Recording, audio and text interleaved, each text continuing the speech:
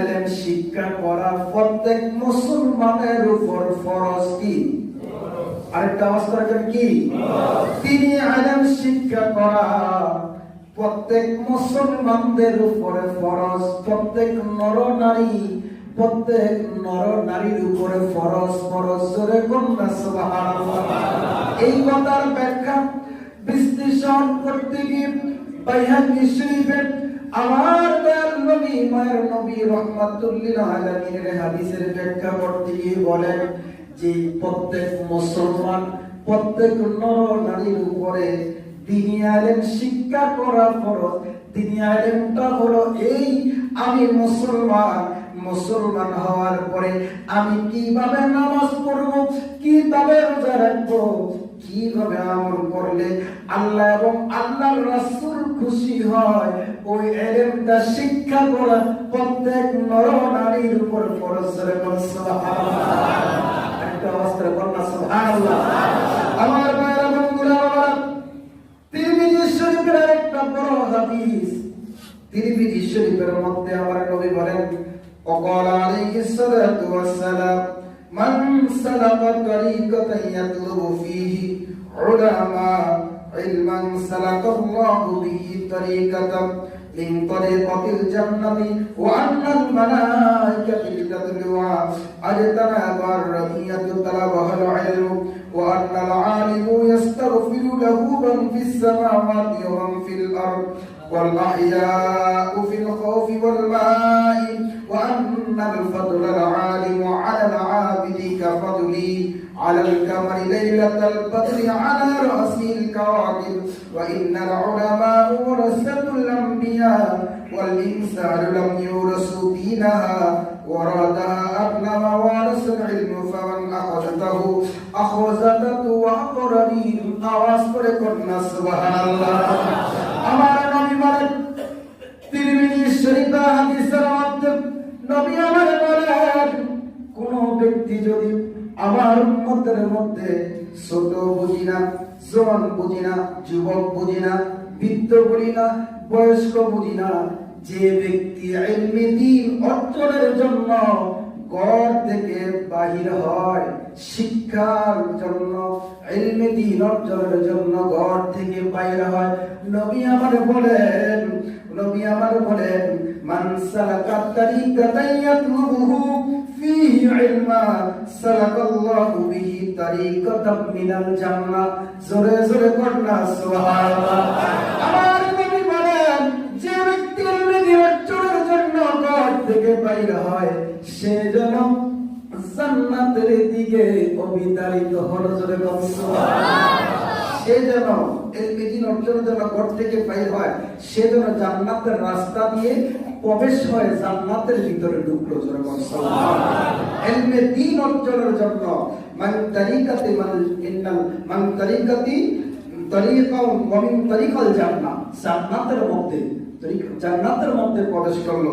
আবার বলেন ওয়া আন্নাল মালাইকাতি লিতাদরা আজতানাবা রাদিয়ান তালাবাল ইলম ওয়া আন্নাল আলিমু ইয়াস্তাগফিরু।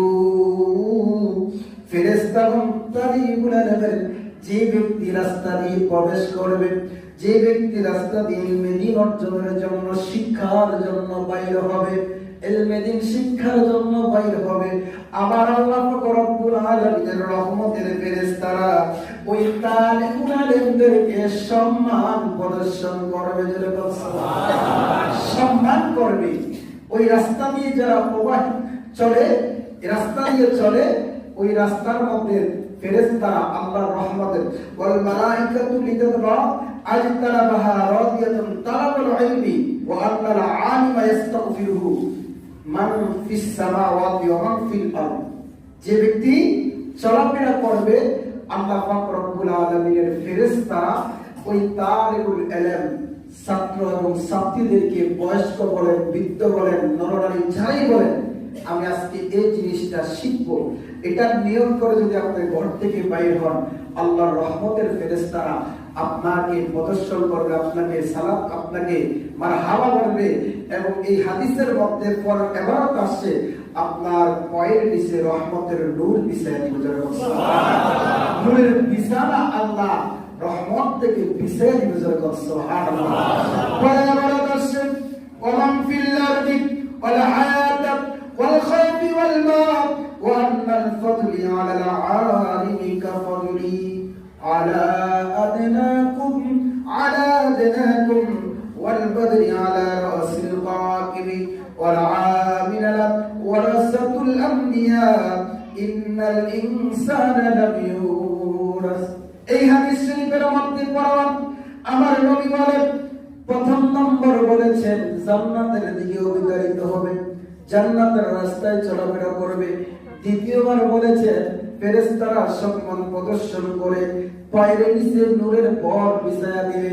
তৃতীয় নম্বর বলেছেন যে ব্যক্তি এই ইলমে দ্বীন শিক্ষা করার জন্য রাস্তা দিয়ে প্রবাহিত হয়, জঙ্গলার পশু পাখি হতে শুরু করে, মাটির নিচে 18,000 মাখলুকাতের ভিতরে, মাটির উপরে 6,000, মাটির নিচে 6,000, পানির ভিতরে 6,000, এই হলো কত হাজার? 18,000 মাখলুকাতের ভিতরে সমস্ত মাখলুকাত তার জন্য দোয়া করতে থাকবে। সুবহানাল্লাহ। সমস্ত মাখলুকাত যারা ইলমে দ্বীন শিক্ষা করবে, ইলমে দ্বীন অর্জন করতে বাইরে হবে, রাস্তা দিয়ে চলাফেরা করবে, এখন এবং পশু পাখি এক একজন আরেকজনকে বলে, দেখো উনি আল্লাহর দ্বীন শিক্ষা করার জন্য মাদ্রাসায় অথবা মসজিদে অথবা এই হুজুরের কাছে যাচ্ছে। সুবহানাল্লাহ।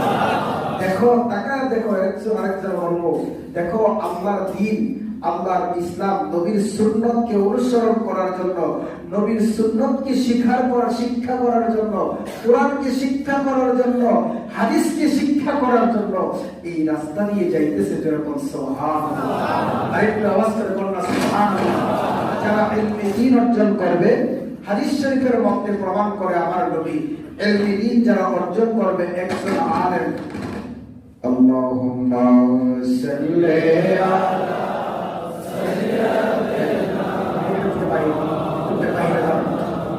মাইকের সামনে, বেশিকে সামনে থেকে দূরে বসেন সবাই। ওয়ালা আলি সাইয়্যিদিনা মাওলানা মুহাম্মাদ আল্লাহুম্মা সাল্লি আলা সাইয়্যিদিনা মাওলানা মুহাম্মাদ ওয়া আলা سيدنا محمد اللهم صل على سيدنا مولانا محمد وعلى آل سيدنا।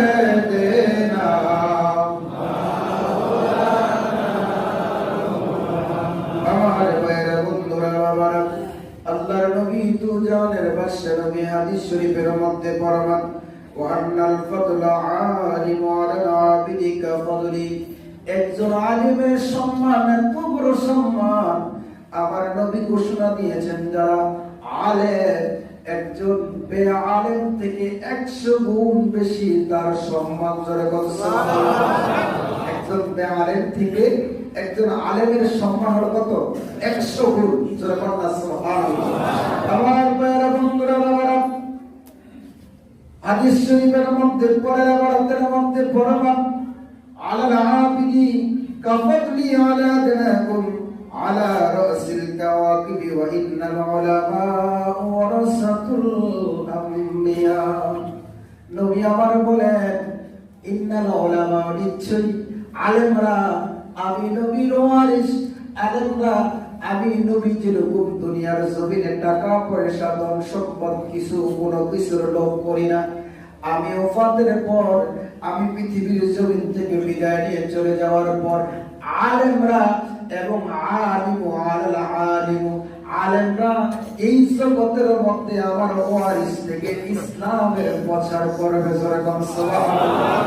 আলেমরা এরকমের মধ্যে যেরকম দিনের মধ্যে এমন কিছু ওলি রয়েছে, এমন কিছু ওলি রয়েছে, তারা 30 দিনে 30 পারা কোরআনের হাফেজ হয়েছে। যেরকম